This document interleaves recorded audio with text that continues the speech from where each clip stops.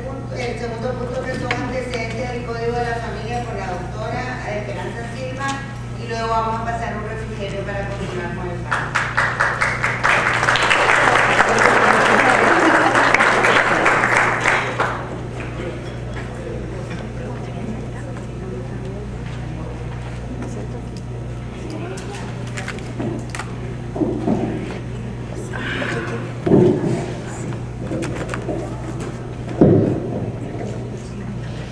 Buenos días.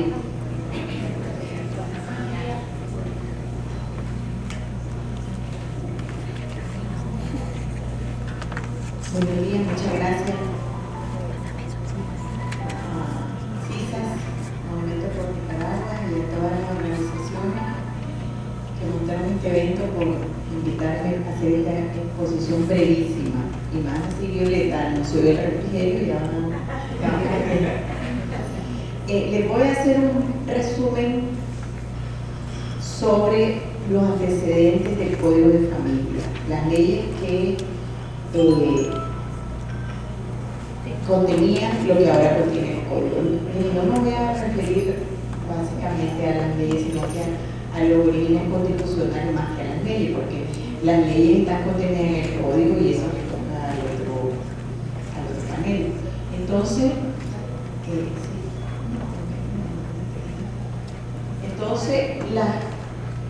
a partir de las últimas 4 constituciones antes de la vigente de 1987, la de 1939, 48, 50 y 74, son las constituciones que empezaron a mencionar la palabra familia.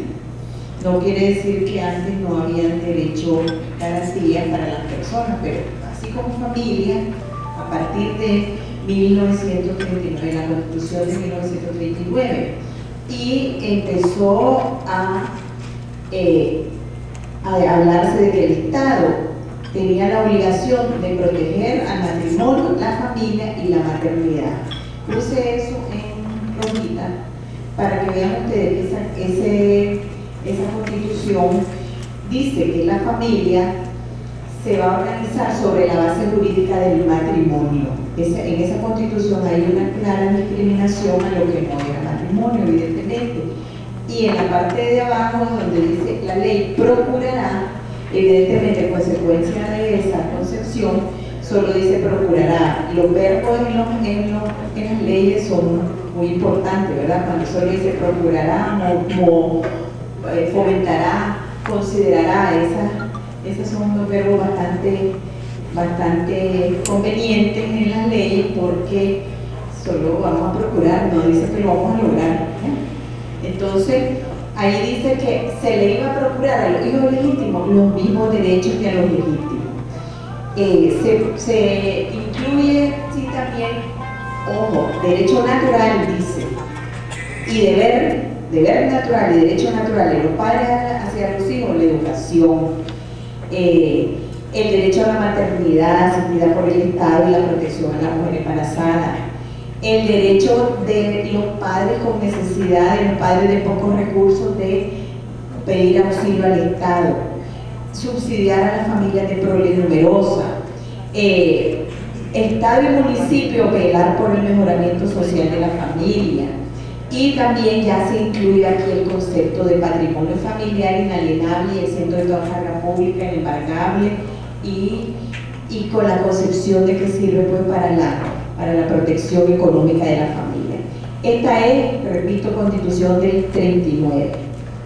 En la siguiente, en 1948, siguen las mismas ideas de protección del Estado, el patrimonio familiar, la educación como derecho y deber de los padres y de los hijos, respectivamente, pero hay un cambio sustancial. Se elimina lo de la idea de la familia basada en el matrimonio y se cambia el procurará por una orden expresa mandatada a nivel constitucional que dice que los padres tienen para los hijos habidos fuera del matrimonio los mismos deberes que para los hijos dentro del matrimonio, a nivel constitucional.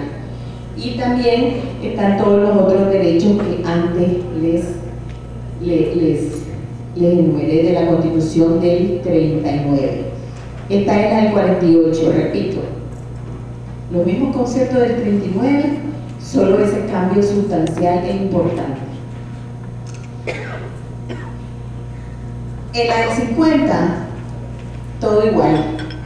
Estas constituciones fueron reformadas y cambiadas más bien porque la del 48 es una y la del 50 es otra. No era el tema de la familia lo que era importante en aquellos tiempos, eran los pactos de los generales y todo eso que hubo en esa época, así que esto no lo tocaron del todo en la del 50. Viene la del 74, tampoco fue muchos cambios, exactamente los mismos artículos que están, nada más cambia el número de artículos, pero la del 74 tiene una característica que la primera vez que hay un capítulo, dentro del título de Derechos y Garantías hay un capítulo que se llama Derechos, no se llama de la familia, derechos se llama en la actual.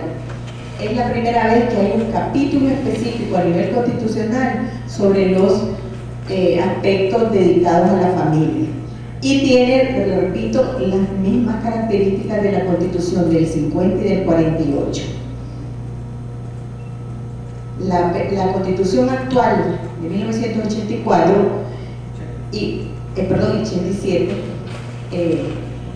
gracias por la corrección, Gonzalo, se me cruzaron con las elecciones del 84, creo yo, ¿verdad? Tiene también, igual que la del 74, dentro del título de Derechos y Garantías, un capítulo, y aquí se llama Derechos de la Familia, no se llama solo la familia como el 74, sino Derechos de la Familia. Como les decía, en las anteriores estaban recogidas protección a la familia y todo, sin embargo, recordemos que esta Constitución fue producto de un proceso revolucionario y sentó una base a nivel de rango constitucional para abolir lo que hasta el momento se había concebido como una concepción civilista del derecho de familia, el tuyo y el mío, que decimos en la jerga de los abogados, es decir, todo el Código Civil con la concepción de contractualista y de que vas a un juzgado, como decía una señora abogada dedicada al derecho de familia, que vas al juzgado a pelear porque el carro te lo embargaron y la misma persona, el mismo juez, es la que después decide si el chaval se queda con el papi y la mamá. Entonces era una concepción global civilista que vino, el orden jurídico vino a cambiar esa concepción y dio, si bien es cierto que en las otras constituciones se habla de familia, es la primera vez que se pone que el derecho a la constitución de la familia es un derecho de los nicaragüenses, derecho, no deber. Yo tengo el derecho, no la obligación de formar familia, ¿no? Y siguen otras ideas que ya están en las otras constituciones, sin embargo se incluyen dos aspectos muy importantes como son el respeto, la solidaridad y la igualdad absoluta, que se consideran la base de las relaciones familiares.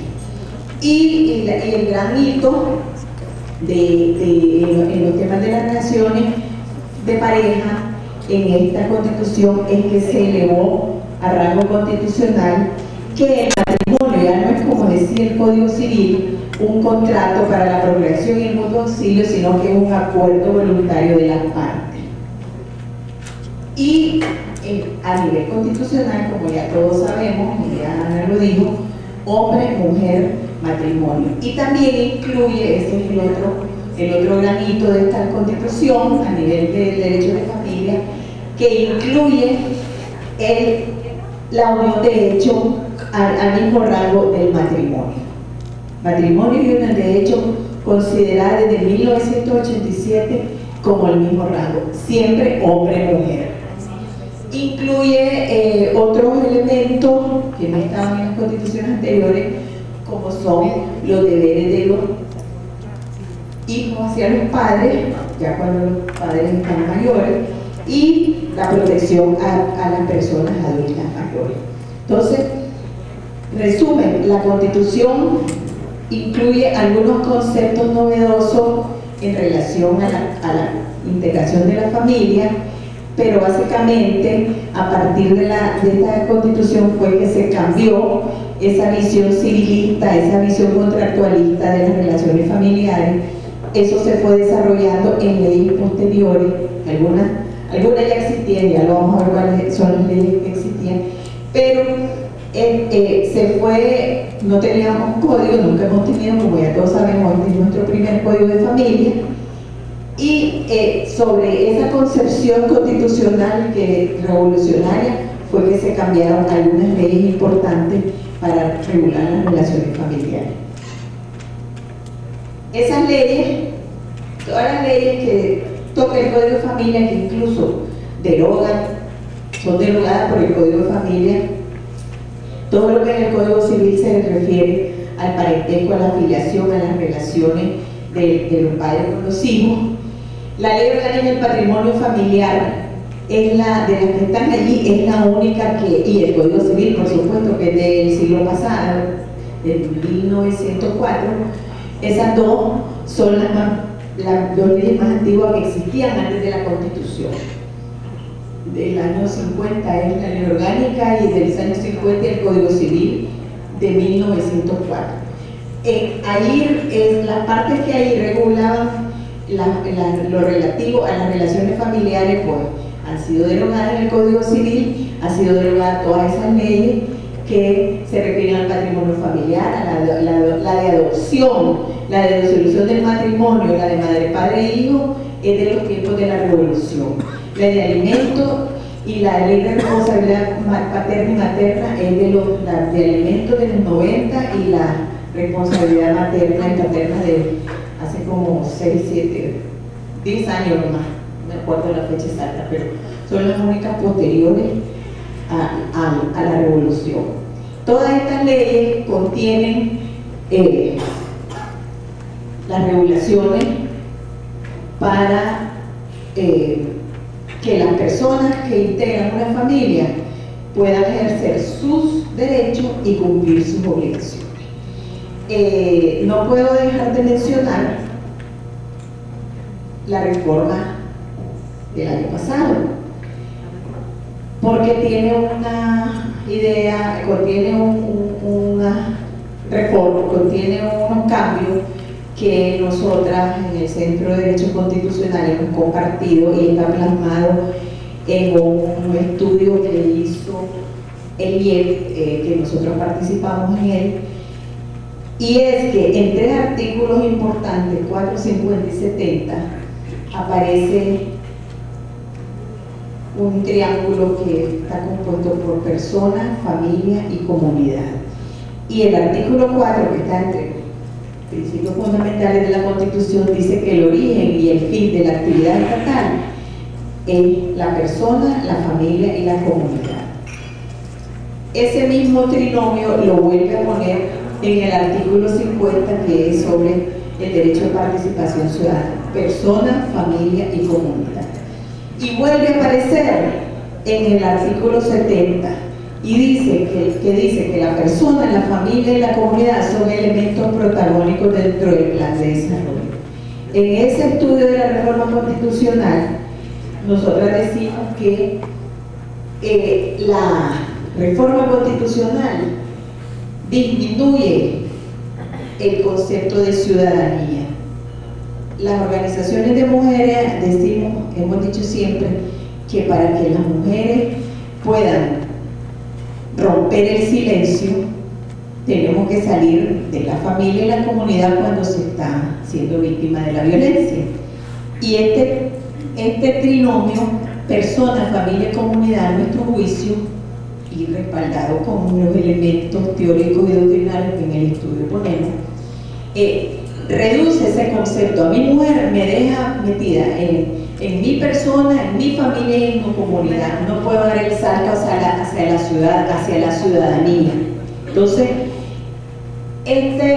al ponerlo en los principios fundamentales, como origen y fin del Estado, en la participación ciudadana, limitando la participación a la familia y a la comunidad, Y después en la familia, diciendo que son los elementos protagónicos en el artículo 70, que es dentro de los derechos de familia de la Constitución. Entonces creemos que es una suerte de disminución del concepto de ciudadanía que se debe de ejercer. La ciudadanía se ejerce más allá de la comunidad, se ejerce más allá de la familia, se ejerce más allá de mi persona.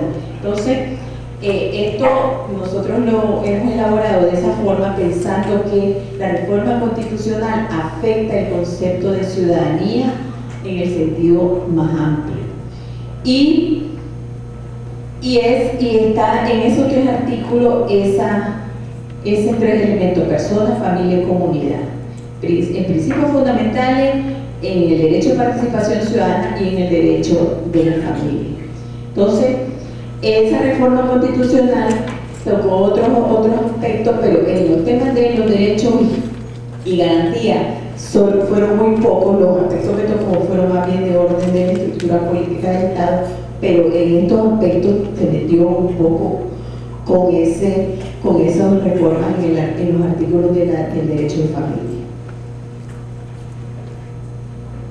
A nivel constitucional también existe el reconocimiento de las declaraciones de derechos humanos, los convenios, las convenciones, que tienen en su contenido la protección y la defensa de la familia. Todos esos convenios internacionales, los que están en el recuadrito azul celeste, son los que están con nombre y apellido en la Constitución, y los otros dos son los que siempre las organizaciones de mujeres estamos promoviendo, que son mencionados en las leyes posteriores, como la 779 y el Código de Familia.